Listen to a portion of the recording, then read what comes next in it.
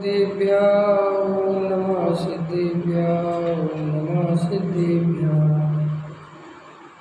मंगलमय मंगलकरण वीतराग विज्ञान नमो तार जाते वै अरहंतादि महान करे मंगल करे ग्रंथ करण के कार जाते मिले समाज सब पावे निज पद राज। इस भवतरु का मूल एक जानो मिथ्या भाव ताको कर निर्मूल अब करिए मोक्ष उपाय। सातवां अधिकार मोक्ष मार्ग प्रकाशक जैन मिथ्या दृष्टियों का विवेचन। बहुत महत्वपूर्ण अध्याय है सातवां अधिकार। अपन निश्चयाभासी मिथ्या दृष्टि के संदर्भ में चर्चा कर रहे हैं। देखो पृष्ठ क्रमांक 195। इस प्रकार रागादिक भाव जीव के अस्तित्व में है। अब जो रागादिक भावों का निमित्त कर्म ही को मानकर अपने को रागादिक का अकर्ता मानते हैं, वे कर्ता तो आप हैं, परंतु आपको निर्द्वंद्वी होकर प्रमादी रहना है, इसलिए कर्म ही का दोष ठहराते हैं। सो यह दुखदायक भ्रम है। कि अपन ने कल थोड़ी सी इस पर चर्चा की थी प्रमाद की। क्या है वास्तव में अज्ञानी जीव रात और दिन शास्त्र भी पढ़ता है अथवा शास्त्र भी पढ़े तो भी वो शास्त्रों में से अपनी कसाय के अनुसार ही अर्थ निकालता है और विचार नहीं करता कि वास्तविक स्वरूप क्या है। आत्मा की रुचि तो है नहीं जीव, आत्म कल्याण की भावना भी नहीं है जीव, और आत्मा चाहता भी नहीं है।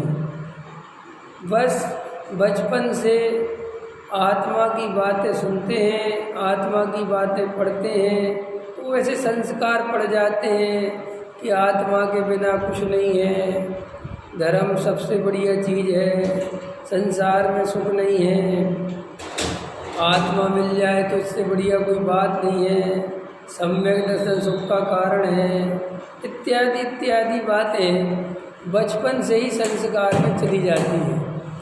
लेकिन वास्तव में अंदर से ये सम्यक दर्शन क्या चीज़ है और इसकी क्या आवश्यकता है और ये आत्मानुभव क्यों करना जरूरी है, संसार में सुख क्यों नहीं है, ये सारी बातें अनुभव से नहीं सीखता और न इसकी ओर ज़्यादा विशेष ध्यान देता है। तो फिर शास्त्रों के आधार से क्या चलता है, इस शास्त्रों में जो जैसी रुचि है जिस जीव की, जैसे कई जीवों को क्रियाकांड की रुचि है, मान के चलो कसाई की मंदता है, खाने पीने का ज़्यादा राग नहीं है, तो वे लोग क्या करते हैं, ऐसे शास्त्रों को पढ़ते रहते हैं जिसमें ये क्रियाकांड को धर्म बताया हो, क्रियाकांड की महिमा गाई हुई हो, और वे बड़े प्रफुल्लित होते हैं कि देखो मेरा जीवन कितना सुधर गया। कई लोग ऐसे होते हैं जिनको क्रियाकांड नहीं भाता, जिनकी कसाय तीव्र है, तो वे क्या करते हैं, ऐसे शास्त्रों को पढ़ते रहते हैं जिसमें क्रियाकांड में कुछ नहीं रखा, ये लिखा हुआ है, और अपनी अपनी कसाय का दोनों ही पोषण करते रहते हैं। आत्म कल्याण का इसे भी कुछ पता नहीं है और आत्म कल्याण का इसे भी कुछ पता नहीं। हाँ, ये बात जुदी है कि दोनों करते आत्म कल्याण के नाम पर। एक क्रिया छोड़ता है आत्म कल्याण के नाम पर कि क्रिया में क्या रखा, और एक क्रिया पकड़ता है आत्म कल्याण के नाम और आत्मा दोनों को पता नहीं है। अंतर समझ में आया? देखो भाई, एक आदमी कहता है सम्मेद से करके पहाड़ चढ़ने में क्या रखा है, ख्याल में आया ना? आत्मा तो अंदर विराजमान है, क्या रखा सम्मेद से करके पहाड़ चढ़ने? बात तो ठीक कहता है, लेकिन पहाड़ पे चढ़ता नहीं और नीचे बैठ के भी आत्मा का ध्यान नहीं करता, बस बातें बनाता है। और एक दूसरा कहता है अरे कैसी तुम्हारी परिणति है, सम्मेद शिखर पे आए हो तो पहाड़ नहीं चढ़ने का भाव, पाप ही कहीं की, और वो पहाड़ चढ़ जाता है। वो भी पहाड़ चढ़ चढ़ के खुश होता है और ये नहीं चढ़ के खुश होता है। वो समझता है जे मूर्ख है, चढ़ चढ़ के मरा जा रहा है, अरे धर्म तो यहाँ है, ख्याल में है ना? और वो उसको मूर्ख समझता है कि कैसा पापी है, सम्मेद शिखर के इधर आके भी वंदना करने का भाव नहीं आता। अब होगा तो उसको देख के और ये उसको देख के खुश होते हैं, ख्याल में है ना? और मज़ेदार बात है, दोनों ही अज्ञानी है कि क्यों कि दोनों को ही आत्मा से कोई लेना देना नहीं है, खाली बातें बनाते हैं। एक क्रियाकांड करने में लगा हुआ है और जो क्रियाकांड नहीं कर रहे हैं वो उनको पापी समझता है, और एक क्रियाकांड नहीं कर रहा है और वो जो क्रियाकांड कर रहे हैं उनको मूर्ख समझता है। ख्याल में है ना?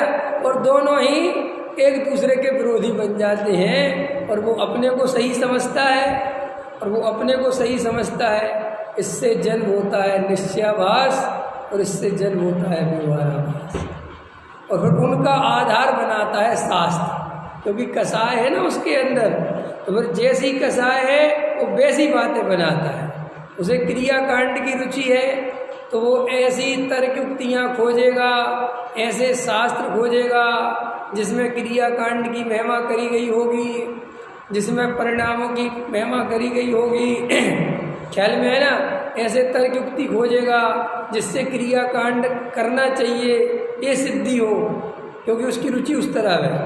दूसरा आदमी है उसे क्रियाकांड भार लगता है, उस पर नहीं होते, तो उन्हीं शास्त्रों में से ऐसी बातें खोजेगा जहाँ क्रियाकांड में कुछ दम नहीं है, क्रियाकांड तो जड़ है, इससे कुछ नहीं होता, और समय सार इत्यादि की गाथाएँ, गुरुओं की बातें वो सुनाएगा। जबकि मज़ेदार बात है, दोनों को ही आत्मा से कुछ लेना देना नहीं है, और हम उन मूर्खों में से हैं जो उन दोनों में से छांटने में लगे हुए हैं कि ज्ञानी कौन है और अज्ञानी कौन है। और हमारा आधार क्या है? हमारा आधार खुद का क्या है कि हमारा आधार है कि हमारी कसाई कैसी है। नहीं समझ में आया? हमारा आधार कैसा है कि हमारी कैसे, मतलब क्या कहना चाहते हो कि मान के चलो हमें भी क्रियाकांड की रुचि हुई तो हम जो क्रियाकांड कर रहा होगा उसे ज्ञानी समझेंगे, और जो क्रियाकांड नहीं कर रहा होगा उसे अज्ञानी समझेंगे। अथवा उल्टा करो, हमें भी क्रियाकांड की रुचि नहीं है, हम पे भी नहीं होता, तो हम जो क्रियाकांड की उड़ा रहा होगा उसे ज्ञानी समझ लेंगे, और जो क्रियाकांड कर रहा होगा उसे अज्ञानी समझ लेंगे। अधिकतर लोग 99% लोग व्यवहाराभासी होते हैं।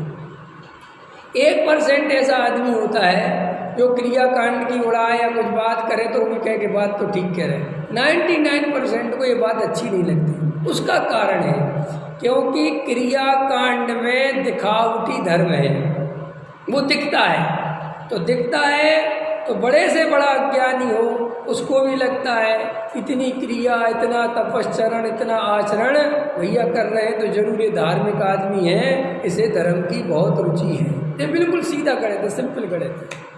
तो इन शास्त्रों के आधार से ये सारी तरह की अज्ञानता चलती है और आधार शास्त्र ही बनते हैं। इसलिए तुम शास्त्रों से अगर बहुत ज़्यादा प्रभावित होते हो तो तुम कभी आत्मानुभव नहीं कर पाओगे। क्यों नहीं कर पाओगे? क्योंकि शास्त्रों में हर तरह की बात लिखी हुई है। देखो रमेश जी, आत्मा का अनुभव उन्हीं जीवों को होगा जो जीव आत्मा के लिए पूरी तरह से समर्पित होंगे। कि पूरी तरह से मतलब क्या? कि जैसे मिलेगा वैसे करेंगे। क्या कहा? जैसे मिलेगा वैसे करेंगे। क्रियाकांड से मिलता है तो क्रियाकांड करेंगे, पहाड़ पर चढ़ के मिलता है तो पहाड़ पर चढ़ेंगे। हमारा कोई अंदर ऐसा वो नहीं है आग्रह कि हम ये नहीं करेंगे और हमें नहीं करना। नहीं, हमें जिससे आत्मा मिलता हुआ दिखेगा हम वो काम करेंगे। और क्या है समर्पण का लक्षण? और समर्पण का लक्षण है 24 घंटे उसके प्रति धुन चढ़ी रहना, उसकी याद बनी रहना। ये समर्पण का लक्षण है, ये रुचि का लक्षण है। एक आध उदाहरण दो जिससे हमें पता चल जाए कि हमारा किसी चीज़ के लिए समर्पण है। अभी आपका किसी चीज़ के लिए समर्पण है अरविंद जी? किस चीज़ के लिए? मेरे देवशास्त्र के लिए समर्पण है मेरा। रमेश जी आपका समर्पण है किसी चीज़ के लिए? अरे मैं देवशास्त्र गुरु नहीं पूछ रहा हूँ, मैं तो किसी भी चीज़ के लिए जो 24 घंटे तुम्हें याद आती हो, जिसके लिए तुम 24 घंटे तैयार रहते हो, जब भी खाली होते हो और एकदम प्लानिंग करने लगते हो, ऐसी कौन सी चीज़ है तुम्हारे अंदर जिसके प्रति तुम्हारा समर्पण है? अरविंद जी ने एक शब्द बोला, अब उनको समझ में आई कि पंडित जी क्या कहना चाहते हैं। व्यापार। व्यापार, और व्यापार माने पैसा। आप अब चेक कर सकते हो कि समर्पण क्या चीज़ है। 1 मिनट में उत्तर आ गया। आप पैसे के लिए इतने समर्पित हो, इतने समर्पित हो कि अगर किसी से 2 लाख 3 लाख रुपए लेना है और अगर 500 किलोमीटर की यात्रा करनी पड़े, 1000 किलोमीटर की यात्रा करनी पड़े, और गर्मी हो और वो पैसे नहीं दे रहा हो, लेकिन किसी ने कहा आज अगर आ जाओगे तो पैसे दिलवा दूंगा, क्या करोगे? जल्दी बोलो। कि टिकट नहीं मिल रही, कि बकवास बंद करो, काय की मिल रही, कि साहब ट्रेन की मिले, अरे एयर की मिल रही, एयर में ले लो, वेटिंग में चले जाएंगे, जनरल में चले जाएंगे, कार करके चले जाएंगे। देखो अब आ गया समर्पण। अब कोई तर्क युक्ति लगा रहे, दिमाग लगा रहे कि कार से जाना चाहिए कि ट्रेन से जाना चाहिए कि कार से। अरे क्या बात करते हो, पहुंचना जरूरी है। ये कहलाता है समर्पण। लोग ऐसे ऐसे प्रश्न पूछते हैं, हमने आत्मा के लिए सब कुछ लगा दिया फिर भी आत्मा तो मिलता नहीं, हमने पूरा जीवन लगा दिया, एक दिन भी हमने मंदिर के बिना पानी नहीं पिया, हमने अष्टमी चतुर्दशी को हरी नहीं खाई, हमने साहब हर साल सम्मिश्र का पहाड़ चढ़ा, 3 वंदना करी, सबरे महाराजों को दान वो आहार दान किया, खूब भैया वृत्ति करी, खूब सास छपवाए। और बात ऐसी नहीं है भैया कि खाली हम देवगढ़, हम सोनगढ़ वालों के पास भी गए, वहाँ पे हमने खूब समय सार पढ़ा, ख्याल में आए ना, खूब लगे रहे हम, लेकिन हमें आत्मा नहीं मिला। सा हृदय से जाके देख आत्मा की कितनी प्यास थी। ये तो बहुत ऊपरी ऊपरी बातें हैं, गहराई में जाके देखो। अधिकतर काम तुमने अज्ञानता से और कसाई की पूर्ति में किए हैं। सोनगढ़ वालों से सम्मान मिलने लगा तो सोनगढ़ी हो गए, देवगढ़ियों से मिलने लगा तो देवगढ़ी हो गए।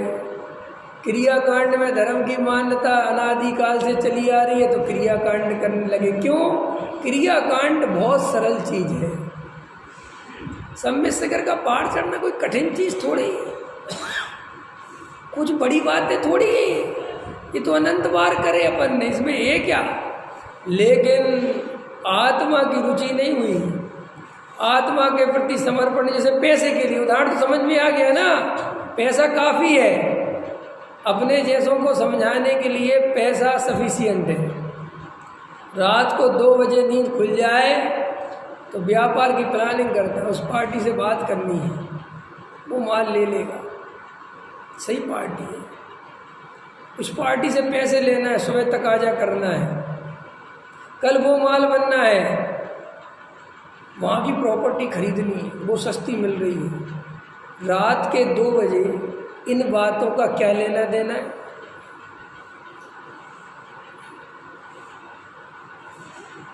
रात के 2 बजे इन बातों का क्या लेना देना है? कि साहब कुछ लेना देना नहीं है, जो होना है वो तो सुबह जाके होगा। लेकिन ये रुचि है, ये समर्पण है। आपको पता करना हो कि हमारी रुचि कहाँ है।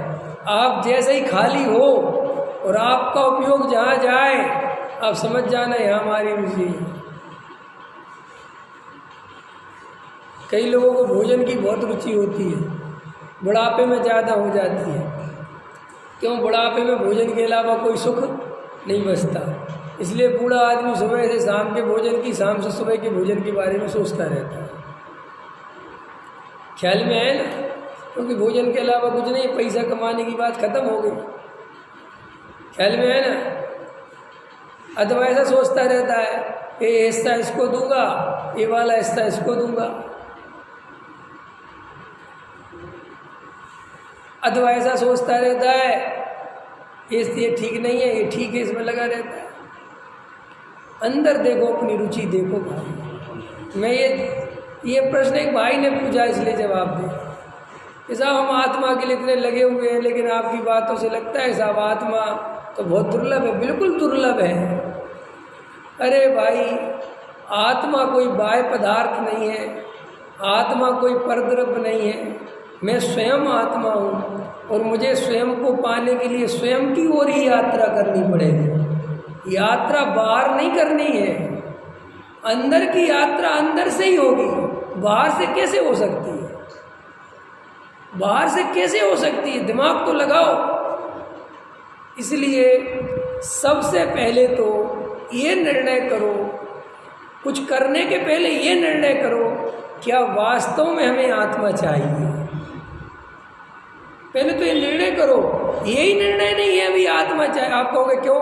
हम 20 साल से, ये तो आपको बचपन में संस्कार दिए हैं जिनकी वजह से आप लगे हो। आप 20 साल में, 25 साल में एक दिन भी मंदिर के बिना नहीं खाते थे। मत समझ लेना आप धार्मिक हो, इसका धर्म से कोई संबंध नहीं है। जब आप 8-10 साल के थे, 5 साल के थे, तब आपके माँ बाप ने आपको उंगली पकड़ पकड़ के मंदिर लाना चालू किया। और ये जिनेंद्र देव हैं, ये भगवान हैं, इनके दर्शन के बिना भोजन नहीं करना, पाप लगता है। ख्याल में है ना? पापी हैं जो लोग भगवान के दर्शन के बिना भोजन कर लेते हैं, ऐसे नहीं करना। ये देव शास्त्र गुरु हैं, इनके दर्शन करने से साथी से पुण्य बनता है, बिगड़े काम बन जाते हैं, तुम्हारा जीवन अच्छा निकल जाएगा अगर देव शास्त्र गुरु की शरण में रहोगे तो। ये सब बातें उस छोटे से बालकपने में सेट हो गई। रोज मंदिर आता रहा, रोज वो मंदिर आता आता आता ऐसी आदत पड़ गई कि कभी फिर मंदिर के बिना खाए, कभी मंदिर के बिना पानी नहीं पिया।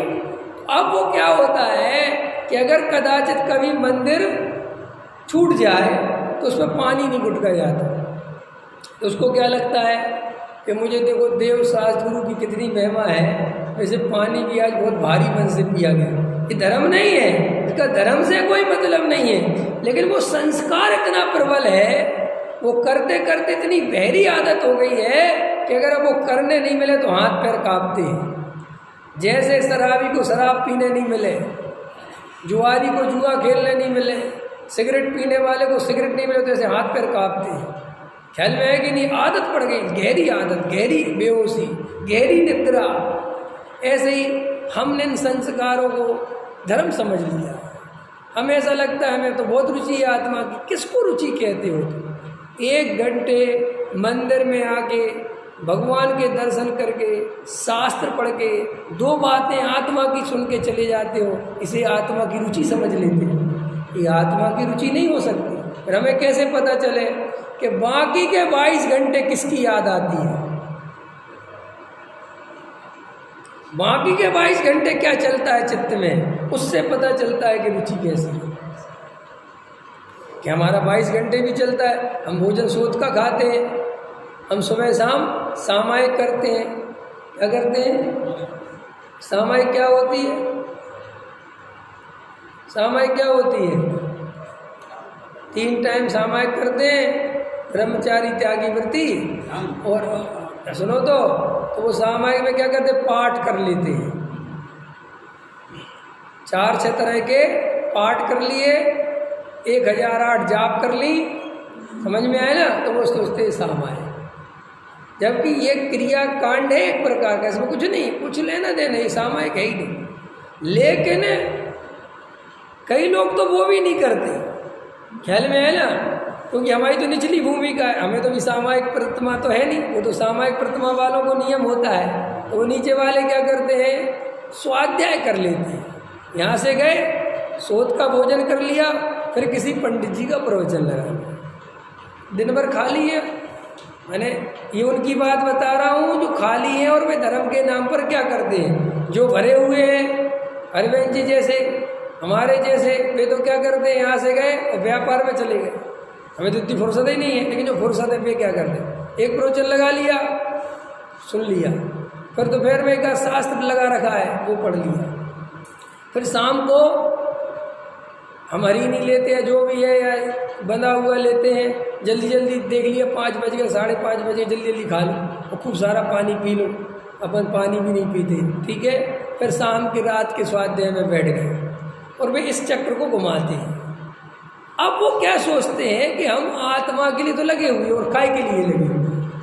अब उनको ये पता नहीं कि इसमें आत्मा का कोई लेना देना नहीं है। गजब की बात है। और आत्मा का इसमें कोई लेना देना नहीं है, क्योंकि ये तो प्योर जड़ की क्रिया है, ये तो प्योर बाहर की क्रिया है। यानी हम अंदर से तो आत्मा के लिए लगे, इसको आत्मा के लिए लगना नहीं कहते। ये तुम्हारे संस्कार हैं, ये तुम्हारी कसाई की मंदता है। तुम ऐसे माहौल में पले बड़े हो, तुम्हें ऐसा संस्कारित किया गया है, इसलिए तुम इस तरीके का जीवन जी रहे हो। इसका धर्म से कोई संबंध। इसके लिए बनारसी दास जी ने बहुत अच्छा उदाहरण दिया, पुण्य और पाप को समझाया है उनने। जैसे काऊ चंडाल जगन पुत्र धन दियो, एक पुत्र ब्राह्मण के है क्या है, एक घर शूद्र के एक घर राख्यो है। ब्राह्मण का आयो तीनी मध्य मास त्याग कीनो, चंडाल का आयो तीनी मध्य मास चाख्यो है। तैसे वेदनी कर्म के जुगल पुत्र, एक पुण्य एक पाप नाम भिन्न वाक्यो है। वो कहते हैं कि एक शूद्र एक चंडाल के 2 पुत्र हुए, और वो क्या हुआ कि 2 थे और ब्राह्मण के यहाँ था नहीं, तो एक उसने कहा मुझे दे दो, तो एक ब्राह्मण को दे दिया। अब वो ब्राह्मण के गल में पड़ा और ये कहाँ पला? चंडाल के शूद्र के। तो बोले कि मैं तो चंडाल हूँ, तो ये तो मध्यमास खाता है, और वो कहता मैं ब्राह्मण हूँ, तो मध्यमास नहीं खाता है। लेकिन वे मूल में है किसके पुत्र? चंडाल के। ऐसे ही कहते हैं कि साहब ये पुण्य पाप है तो मूल में वेदनी कर्म के, नाम का अंतर पड़ गया, सो तुम भ्रम में पड़ गए कि ये पुण्य अलग है और ये पाप अलग है। अलग नहीं है, वे एक ही है। ऐसे ही हम जैनी हैं, हमारे संस्कार जैनियों वाले हमें दिए गए। ख्याल में कितने लोग होते हैं जैन भी दूसरों का बच्चा ले लेते ना, गोद वगैरह है, अनाथ आश्रम से ले लेते हैं और वो कहाँ से ले लेते हैं। अब वो बच्चा तो जैन नहीं है, लेकिन वो बच्चा जन्म से ही इस घर में पल रहा है, तो वो जैनी हो जाता है कि नहीं हो जाता है? वो वैसे ही वो शिवालय नहीं जाता, वो जिनेन्द्र देव के मंदिर में जाता है, और उससे कहो शिवालय जाओ, क्या कैसी बातें करते। तो अब ये मंदिर का भेद कहाँ से आया? आत्मा से आ गया।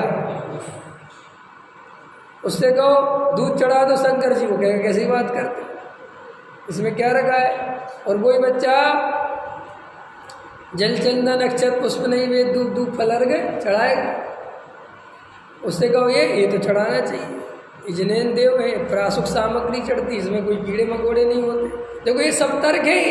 आप क्या लगता है कि जी आदमी समझदार है? जी कुछ समझदार नहीं है इनमें बातों में। ये आपको सिखाया गया है कि प्राशुक सामग्री क्यों चढ़ाना, दूध क्यों नहीं चढ़ाना। तो आप सोचते हो कि हमें पता है। आपको क्या पता है? शिक्षा है, ये आपको जानकारी दी गई और आप सीख गए। उसमें क्या है? आपकी शिक्षा थोड़ी उच्च कोटि की है, थोड़ी तर्कयुक्ति वाली है, थोड़ी समझदारी वाली, लेकिन उसमें तुम्हारा कुछ भी हाथ नहीं है। वो तो तुम्हारी परंपरा से चली आ रही। जैसे व्यापारियों को जैनियों के कहते खून में व्यापार है, तो अपने खून में व्यापार है क्या? देखो अच्छा खून लेके देखो किसी का और बताओ मेरे को ये जैनी का खून है कि मुसलमान का है। अगर ऐसा कोई माई का लाल हो तो मैं जानूँ, लेके आओ।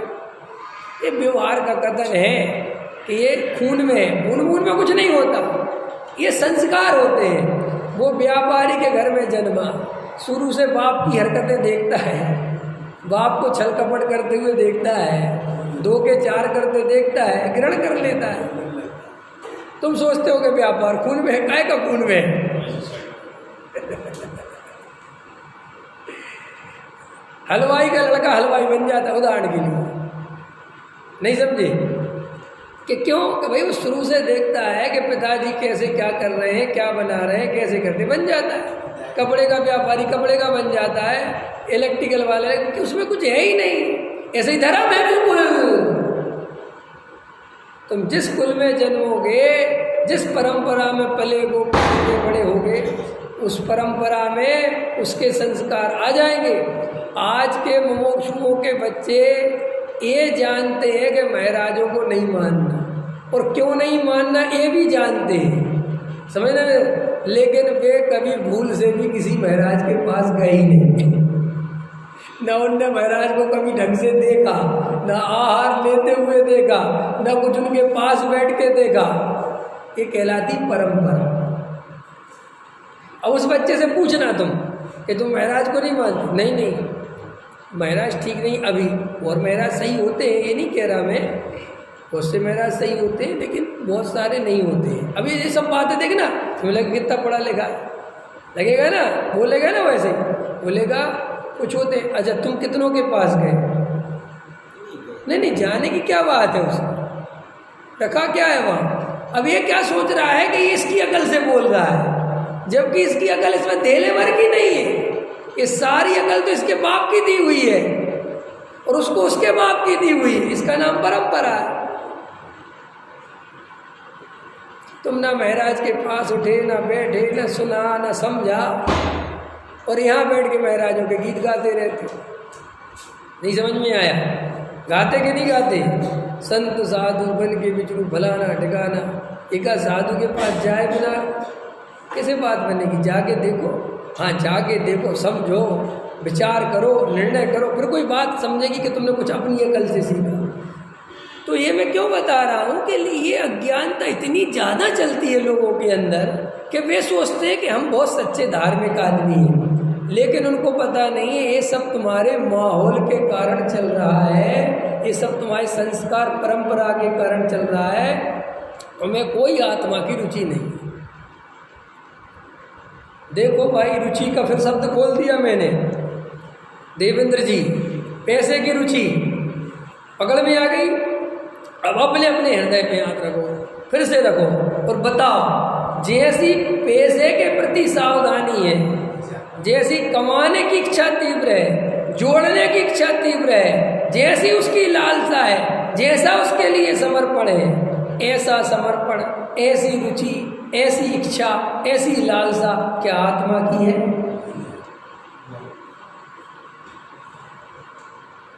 जैसी पैसे की चिंता सताती है, ऐसी आत्मा की चिंता सताती है। और डिप्रेशन हो जाता है पैसे से।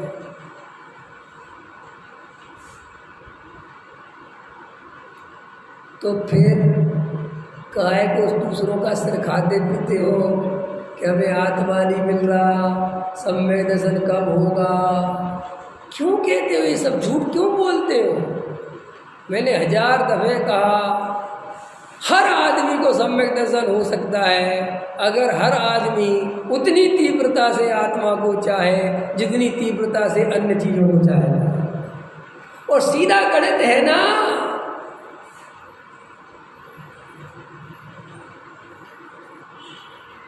अरविंद जी, अरे अगर पत्नी का भी सुख चाहिए है तो पत्नी को भी समर्पण भाव से सुख देना पड़ता है। नहीं समझ में आया? अगर तुम समर्पण भाव से उसे प्रेम नहीं दोगे तो बदले में प्रेम कहाँ से मिलेगा?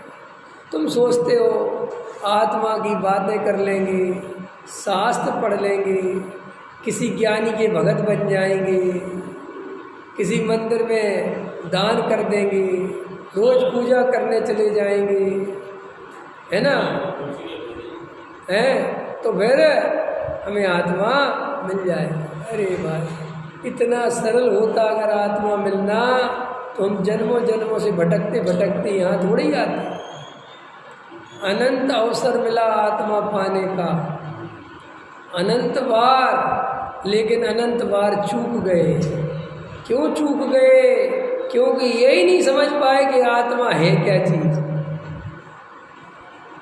ये तो धर्म जितना टिका है संसार में, इसका आधार आत्मा नहीं है, इसका आधार भय है। सभी जीव डरे हुए हैं, सभी जीव डरते हैं, भयभीत हैं, घबराते हैं, इसलिए भगवानों की शरण खोजते हैं, क्योंकि उनके मन में बसा है कोई भगवान है जो हमारे दुख दूर कर देगा, कोई कर्म है जो हमारे दुख दूर कर देगा।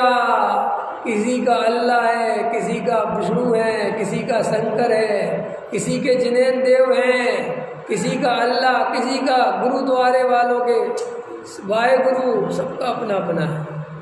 और सब एक ही बात कहते हैं, हे भगवान सुखी कर। तुम्हारी प्रार्थना में और उसकी प्रार्थना में ज़्यादा अंतर नहीं है। भ्रम मत पाल लेना कि अपन को क्या लगता है वो मूर्ख है। अपने दिमाग में यही तो भरा पड़ा हुआ है, इसलिए तो मन खुश होते रहते। ये अज्ञानी, ये गृहीत मिथ्या दृष्टि। ये कौन है? गृहीत मिथ्या दृष्टि। इनको कुछ पता नहीं बेचारों को। तुझे पता है? क्या पता है? कि भगवान कुछ लेते देते नहीं है, इतना ही पता है। और ज़्यादा पता है कि भगवान कुछ करता धरता नहीं है। तो कौन करता धरता है? इस संसार में जो सुख दुख किसके कारण होता है? कर्म के कारण। किसके कारण होता है? कर्म के कारण। तो करता धरता कौन हुआ? तेरा कर्म। तेरा मालिक कौन है? कर्म। और ये कर्म कैसे बनते हैं? ये कर्म कैसे बनते हैं? परिणामों से। और परिणाम कैसे सुधरते हैं और कैसे बिगड़ते हैं? क्रिया से। इसलिए क्या सुधारो? क्रिया। क्या सुधारो? परिणाम। तो क्या होगा? कि पाप नहीं लगेगा। फिर क्या होगा? कि पुण्य बनेगा। फिर क्या होगा? हमारी जिंदगी अच्छे से कट जाएगी। पकड़ में आ गई? फिलॉसफी में कहाँ अंतर है? मूल में तो जाके वही सुख दुख, वही चीज़, वही पड़ा है। तो देखो भाई, अध्यात्म की शिक्षा नहीं हो सकती। आत्मा समझाने की चीज़ नहीं है, आत्मा अनुभव करने की चीज़ है। आत्मा शिक्षा से नहीं मिलेगा। आत्मा का कोई कोर्स नहीं होता। कोर्स होता है? अरे बोलो, तुम दुनिया भर की चीज़ें खाते हो तो तुमने कोर्स करा था खाने का कि कैसे स्वाद लिया जाता है? कोई स्कूल बनी ऐसी जिसमें एक कोर्स चलता हो कि नमक का कैसे स्वाद लिया जाता है, मिर्ची का कैसे स्वाद लिया जाता है? कोई क्लास है रन? क्यों नहीं है? भैया एक बात बताओ, हमें क्या पता नमक का स्वाद कैसे लिया जाता है? हमें कोई स्कूल में भेजो, पहले हम पता करेंगे नमक क्या होता है, नमक में कौन सा विटामिन होता है, फिर हम जबान पर रखेंगे, फिर हमें बताना कैसे स्वाद लिया जाता है। ऐसा कोई मूर्ख है? अरे है? नहीं है। लेकिन आत्मा के संदर्भ में क्या कर रहे हैं? पढ़ाई चल रही और दूसरों से पूछते फिर रहे, बताओ जी आत्मा अनुभव कैसे होगा? कि चलो दूसरे ने बता भी दिया, अब क्या होगा? कोई आदमी आत्मा की रुचि के बिना, क्या कह रहा हूं मैं, आत्मा की रुचि के बिना 24 घंटे आत्मा का ध्यान करे तो आत्मा नहीं मिलेगा। और पहले नंबर पर रुचि चाहिए, इतनी रुचि चाहिए कि बस मुझे आत्मा ही चाहिए, क्योंकि आत्मा की चाहने वाले, आत्मा को चाहने वाले इस जगत में बहुत कम है। आत्मा के नाम पर ना जाने क्या क्या करने वाले कितने लोग हैं। इसीलिए अहंकार को पुष्ट मत करो। ये दूसरों को गृहीत मिथ्या दृष्टि कह के, अज्ञानी कह के अपने अज्ञान को पुष्ट मत करो। अपने को बहुत ज्ञानवान मत समझो। दूध चढ़ाने वाले को मूर्ख कह के अपने को समझदार मत समझो। नहीं समझ, दूसरों की हंसी उड़ा उड़ा के अपने को ज्ञानी मत समझो। ये सब भ्रम रह जाएगा और ये पर्याय बदल जाएगी, यही रह जाएगी, सम्मेलन नहीं मिलेगा। यही खुश होते रहोगे, हम तो सच्चे धर्म में आ गए थे, हमने तो गृहीत मिथ्या का त्याग कर दिया था। अच्छा एक बात बताओ देवेंद्र जी, अपन जब 9वें ग्रह पे पहुँचे होंगे, शास्त्र कहते 9वें ग्रह पे पहुँचे अपन, मुनि व्रत धार अनंत बार ग्रेव को बजाए, पहुँचे होंगे ग्रेव, तो गृहीत में त्याग का त्याग किया होगा कि नहीं है? नहीं पता, रमेश जी को नहीं पता। गृहीत में त्याग, गृहीत में त्याग, गृहीत में त्याग का त्याग किया होगा कि नहीं राजेश जी? किया होगा, तभी पहुँचे होंगे 100%। तो फिर उस गृहीत में त्याग का त्याग करके भी 9वें ग्रह पे पहुँच के भी ये बाद में निगोद क्यों चला गया? अच्छा अगला, आचरण बहुत पलिया पाला होगा कि नहीं?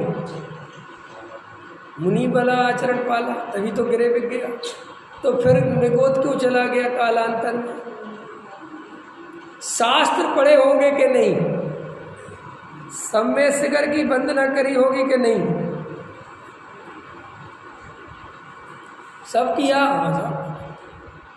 तो फिर प्रश्न है, कालांतर में शास्त्र कहते हैं आत्म ज्ञान बिना सुख लेस न पायो, और ये जीव निगोद चला गया। तो वर्तमान में तुम जिन गृहीत मिथ्या दृष्टियों को देख के हंस रहे हो, अथवा उन्हें अज्ञानी अथवा उन पर करुणा बरसा रहे हो, सुनो सुनो सुनो, सम्यक दृष्टि के अलावा मिथ्या दृष्टि करुणा बरसा नहीं सकता। करुणा बरसाने का अधिकारी और असली करुणा केवल और केवल सम्यक दृष्टि के पास होती है। मिथ्या दृष्टि करुणा की एक्टिंग करता है। क्या करता है? Acting, acting. उसके अंदर कोई करुणा, तुम सोचते हो हमने एक इंद्री को बचाया, तुम सोचते हो हमारी करुणा है, अहंकार है। क्या है? तुमने गरीब को पैसे दे दिए, दान दे दिए, अहंकार है। क्योंकि तुमने भगवान समझ के दान नहीं दिया, उसमें भगवान आत्मा नहीं देगा। क्या देगा? दीनहीन गरीब। चींटी को भगवान देख के नहीं बचाया, बेचारी चींटी मेरे पैर के नीचे मर जाएगी। अंतर समझ में आया? कितना अंतर हो गया। इसलिए गुरुदेव श्री कहते थे इसमें अनंत सिद्ध है, इसके ऊपर पैर मत रखो। उनको क्या दिखता था? उसमें दीनहीन जीव दिखाई नहीं देता था, उन्हें एक इंद्री दिखाई नहीं देता था, उन्हें सिद्ध दिखाई देते थे। और ये जो हमें दिखाई देते हैं ये हमें अहंकार का चश्मा से दिखते हैं। काय का चश्मा लगा के रखा है? अरे बेचारे भैया चींटी पे पैर मार, चींटी बेचारी, और मैं बड़ा, अरे वो गरीब आदमी बेचारा यार, और मैं।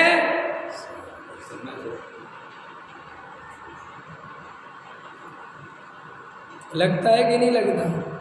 अरे बोलो, ये तुम्हें गरीब देखने मिलते हैं तो तुम्हारी छाती छोड़ी हो जाती है।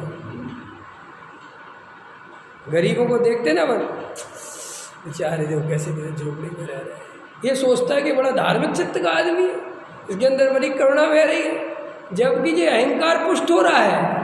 क्या पुष्ट हो रहा है? कि कैसे कि और जब यही व्यक्ति कोठियों से निकलता है, बिहारों से निकलता है, तब इसकी परिणति कैसी होती है? बहुत बढ़िया बनी हुई है यहाँ तो, बहुत अच्छे बने, लेकिन सब पापी हैं, ये सब परिग्रह इकट्ठा कर करके मरेंगे, सब नंबर 2 की कमाई है।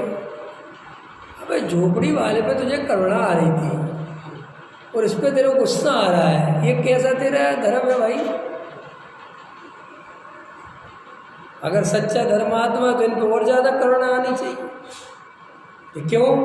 कि बेचारा झोपड़ी वाला तो रोटी में लगा हुआ है, वो तो रोटी से आगे बढ़ नहीं पाया, क्योंकि बेचारे रोटी के बिना तो कोई बात होती नहीं। लेकिन इस बेचारे पे तो और करुणा आती है, करोड़ों की संपत्ति, अरबों की कोठियाँ खड़ी कर रखी हैं, लेकिन इस बेचारे को इतना अवसर भी है कि जी आत्मा की बात सुन सकता है, समझ सकता है, क्योंकि कमाने की कोई टेंशन नहीं है, फिर भी इस पर करुणा आती है कि इसे आत्मा नहीं मिला। करुणा आनी चाहिए, करुणा नहीं आती। क्या आता है? क्रोध। क्या आती है? कसाय, पापी। देवेंद्र जी ऐसी बातें सुनी है कभी? करुणा करो, करुणा करो, करुणा करो, जीवों पे करुणा करो। अरे अपने को जीव देखे बिना कैसे करुणा करेगा दूसरे जीव पे? हाँ, अहंकार से करुणा करेगा। इसलिए देखो, दान तो अज्ञानी भी बहुत देते हैं, नहीं देखे तुमने? तुम तो कुछ भी नहीं देते, तुमसे कई गुना गरीब आदमियों को दान अन्य लोग करते हैं। तुम जैनियों की तो बुद्धि ऐसी है, जो कुछ दान देंगे मंदिर में, बाकी सबको पात्र है। हमारे जैनी इतने बदमाश हैं, ऐसे ऐसे दिमाग लगा रखे, मतलब उनको कोई आदमी गरीबों की मदद करे तो पहले ही समझा दिया, कुपात्रों को दान नहीं देना, ना वरना लंगड़े लूले होगे। गरीब आदमी जा रहा हो नहीं देना, वो तुम्हारे पैसों की शराब पर आप पी लेगा। फिर महाराज दान कहाँ देना? सब यहाँ लाओ। कि तुम क्या करोगे? कि हम मंदिर बनाएंगे, एसी लगवाएंगे, चूना पत्थर बढ़िया मंदिर बनाएंगे। समझ में आया ना? गरीबों को कुछ नहीं, ये तो सब वैसे ही अपने। और सुनो, ये अपने पाप कर्म से दुखी है, तुम्हारा कोई लेना देना नहीं है। जे कर्म पूरब, बस कहानी खत्म। हम मर जा तू तो, और चीटी पे करुणा करेगा। चीटी का कर्म नहीं दिखाई देता ऐसे है? 2 इंद्री का कर्म दिखाई नहीं देता, 3 इंद्री का नहीं दिखाता, केवल संगी पंच इंद्री का कर्म दिखाई देता है। क्योंकि चीटी की मदद करने में ज़्यादा कुछ नहीं बिगड़ता, लेकिन गरीब आदमी की मदद करने में पैसा जाता है, और पुण्य पुण्य लगता नहीं, क्योंकि शराब वराब पी लिया तो और चक्कर फंस जाएगा, अपने को पाप लग जाएगा। और मेरा तो सारा दान मुझे पैसा इन्वेस्ट करना है। अरे इन्वेस्ट करना है ना, गलत जगह इन्वेस्ट कर दिया तो नुकसान हो जाएगा साहब। मंदिर में 10,000 में इन्वेस्ट करूँगा तो कालांतर में लाखों रुपए के रूप में रिटर्न मिलेगा। लेकिन ये गरीब आदमी को इन्वेस्ट कर दिया और ये शराबी जुआरी निकला तो मेरा तो सारा पैसा खराब चला जाएगा और रिटर्न कुछ नहीं मिलेगा और पाप और बन जाएगा। अब देखो लो कितना तक दानी है। अब समझ में आ जाएगा तुम्हें व्यापारी है कि दानी है। पढ़ाई तो अरुण जी बहुत बढ़िया है, ऐसी पढ़ाई है कि तुम कितने ही घोड़े दौड़ा लो मंदिर से बाहर नहीं भाग सकते। ऐसा हंटर चल रहा है, बाहर नहीं जा सकते। अब मोक्षों का हंटर चलता है। गलती से तुम किसी महाराज की सभा में चले गए तो तुम मोक्षों से बाहर। देख समझ में आता है रंग कैसे बाउंड्री बनती है, कैसे कैसे कैसे पागलपन चलता है। अब तुम उस बाउंड्री में फंस गए और तुम पे हंटर चल गया। अब तुम्हें कोई महाराज भले भी लग रहे हैं, तुम जाना भाई, और गलती से देख लिया, क्योंकि देखने वाले भी लगे हुए हैं। समझ गए नहीं समझ गए? उनकी भी ड्यूटी लगी हुई है ना। सुनो सुनो सुनो,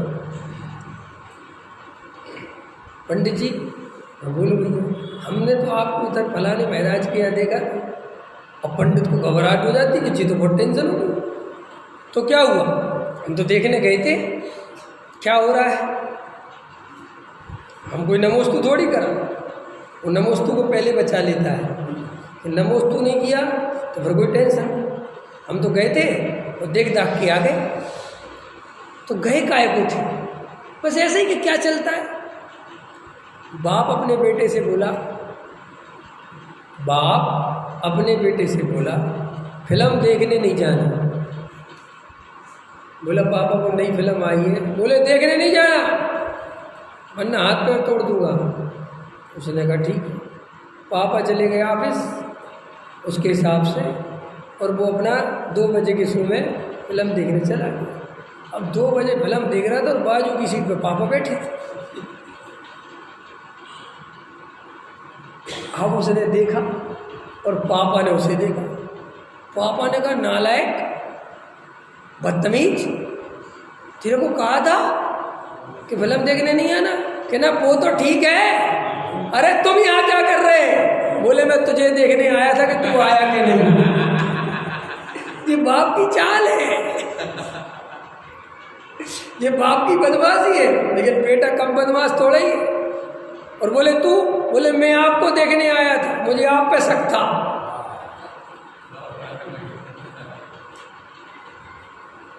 ये चालबाजियाँ चल रही हैं और इन्हें तुम बढ़िया बढ़िया पजामे पहना के, बढ़िया बढ़िया लह वस्त्र पहना के, धर्म के चोले पहना के, जय जय गुरुदेव चल रहा है।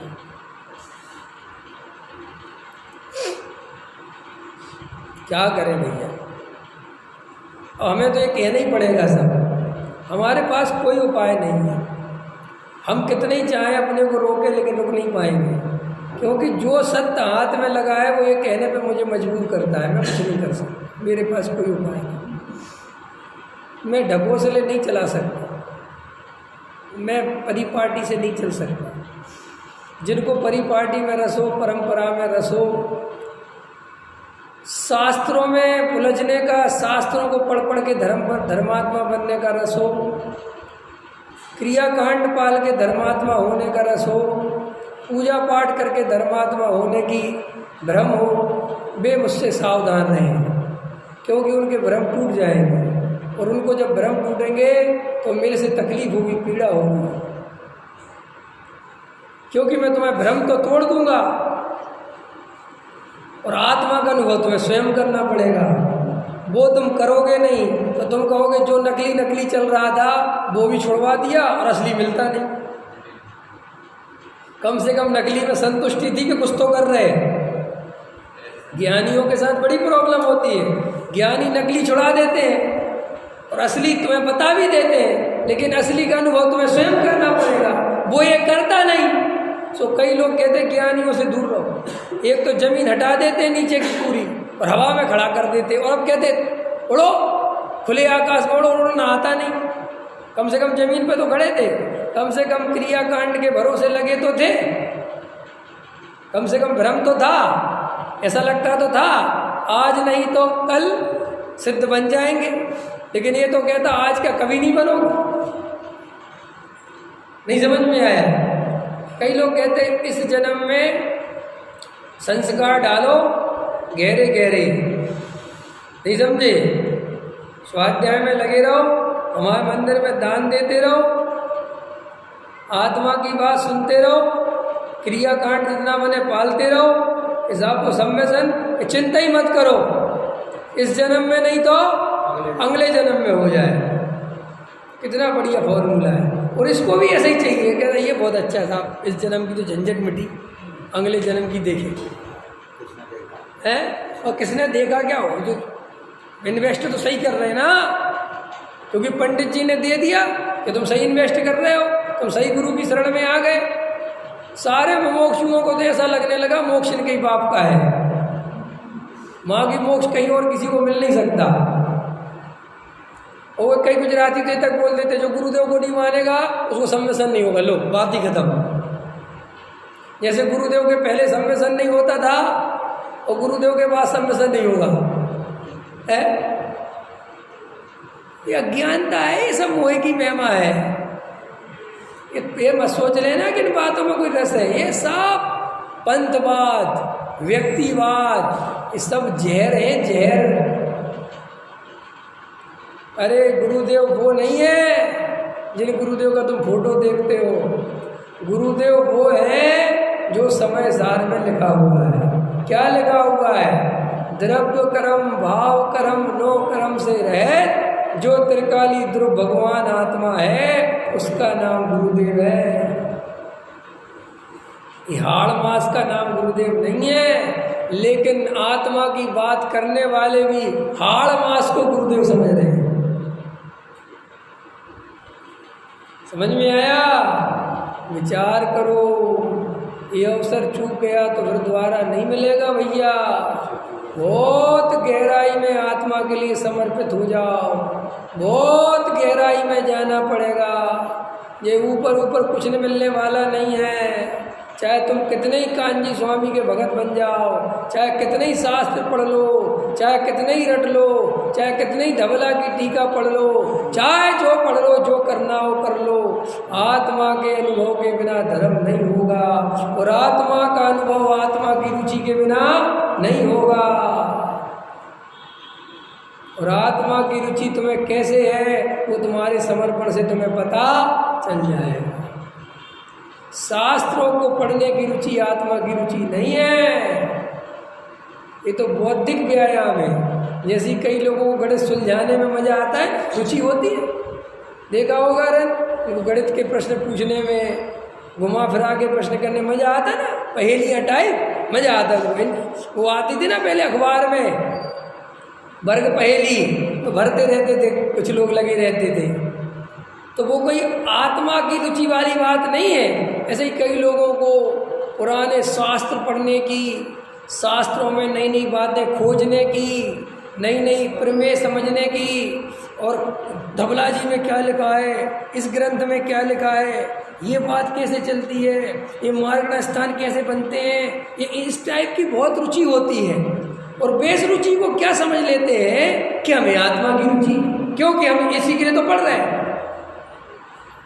तुम अकेले नहीं पढ़ रहे, संसार में लोग क्या क्या नहीं पढ़ रहे। बैठे लोग उपन्यास पढ़ रहे हैं। कई लोगों को बुक्स पढ़ने की इतनी रुचि होती है, बड़े बड़े व्यापारी भी 3-3 बुक्स पढ़ते हैं, लगे रहते हैं। कि क्यों? कि पुस्तक पढ़ने में बहुत मज़ा आता है, नई नई जानकारी मिलती है कि नहीं। अभी हमारा 9 साल का लड़का है और वो अब टीवी पे कुछ नहीं देखता। क्या देखा है? फैक्ट्स। क्या आते वो? फैक्ट्स आते। क्या कहते हैं वो? फैक्ट्स। माने दुनिया में क्या क्या जुए हैं, दुनिया में क्या क्या नई नई चीज़ें हैं, कौन सी बड़ी बिल्डिंग बन रही है, कौन सी नई चीज़ आई है, उसको देखने में मजा आता है। वो देखता रहता है बैठे बैठे। उसे आत्मा की रुचि होगी। अरे ये तो जिज्ञासाएं हैं। ऐसे ही शास्त्रों में कहाँ आत्मा के बारे में क्या लिखा है, धवला जी में क्या आया, जय धवला में क्या आया, सठखंडागम शिविर लगाएंगे। समाज को सठखंडागम का कुछ पता नहीं है। शुद्ध पंचमी के अवसर पर पहली बार, तुम भी झूम जाते हो, ये क्या होने वाला है, पहली बार। सामने वाला बोल रहा पहली बार। हम हमेशा सुनने के लिए रहते हैं पहली बार। अब वो किस चीज़ में मज़ा आता है? पहली बार। पहली बार आपको साक्षात सठखंडागम के दर्शन होंगे। जैसे वो सठखंडागम नहीं हो गया, साक्षात भगवान हो गए। ख्याल में आ रहा? बस जो लोग शुद्ध पंचमी में सठखंडागम की पूजा करें, उनसे पूछना क्या लिखा है सठखंडागम। बताया तुम्हें सठखंडागम में क्या लिखा? क्या लिखा भैया सठखंडागम में? अरुण जी समझ हो यार पुराने मूड से, क्या लिखा सठखंडागम में? हमने देखा ही नहीं है। क्या लिखा? अरे सठखंडागम में है क्या? कर्म फिलॉसफी है, कर्म सिद्धांत लिखा हुआ है। कौन से कर्म में क्या होता है, कितने प्रकार के कर्म कब बनते, कब उठते, क्या होता है, ये सब लिखा हुआ है। सब सिद्धांत ग्रंथ है। पहली बार गई नहीं। हाँ, पहली बार गई नहीं और दूसरी बार जाओगे नहीं, बात खत्म हो गई। अरे मैं आपसे ये कहना चाहता हूँ कि कभी अपनी साइकोलॉजी चेक किया करो कि हम कितने बड़े पागल हैं, कैसे दौड़ लगाते हैं। एक आदमी पंखे बेच रहा था। क्या बेच रहा था रवेश जी? पुराने जमाने के हाथ वाले पंखे। और बोल रहा था दुनिया के सबसे अजूबे पंखे, ऐसे पंखे न भूतो न भविष्यति, किसी ने नहीं देखे और ना आगे देखने मिलेंगे। गजब हो गया साहब, क्या पंखे बेच रहे हैं। बाहर निकला, सम्राट को भी सुनाई दिया कि कौन से पंखे बेचने वाला है भाई, क्या बेचता है। और बड़ा गजब का आदमी, और बोले जा रहा ऐसे पंखे ना देखे ना देखने मिलेंगे। सब बुलाया, इधर आ। बोले क्या है तेरे पंखे में विशेषता? बोले ये मेरा पंखे की सबसे बड़ी विशेषता है, इसे चाय जितनी इससे हवा खाओ ये कभी टूट नहीं सकता। अरे गजब हो गया। ये समझ रहे ना उस समय के बिजना, क्या बोलते हो तुम? बिजना बोलते उस समय कैसे तो उनमें क्या होता था, ज़्यादा जोर जोर से हिलाओ तो 2 दिन में 3 दिन में टूट जाते थे, उसकी वो लकड़ियाँ फक जाती थी, खत्म हो जाता था। अब ये क्या कह रहा है कि कितने ही चाहे हवा करो ये टूट नहीं सकता। और कितने का दिया राजा ने? बोले 2 पैसे। इतना सस्ता, 2 पैसे ला दे दिया। और कहने लगे ए अगर गलती हुई तो बताऊँ। अरे साहब बोले क्या बात करते लो। अगले दिन पंखा टूट गया, 2 कौड़ी का पंखा और 2 पैसे में थमा गया और बहुत लोगों ने ले लिया। अब अगले दिन फिर आ गया वो बेचने के लिए, डरा नहीं। और फिर कह रहा पंखे ले लो। अरे जब से ये पागल है, इसको तो पकड़ के बोले इधर आ जा। बोले क्यों रे, तू तो कल कह रहा था ये पंखा जो है न भूतो न भविष्यति और न ये कभी टूट सकता है, ये तो कल ही हवा की टूट गई। बोले हवा कैसे करी थी? इसकी हवा करने की टेक्निक है, ये कोई ऐसे छोटा मोटा पंखा नहीं समझना, ऐसे हर पंखे से हवा कर ली, इसका तरीका है। बोले साहब क्या तरीका है? बोले पंखा पकड़ो ऐसे और करते रहो।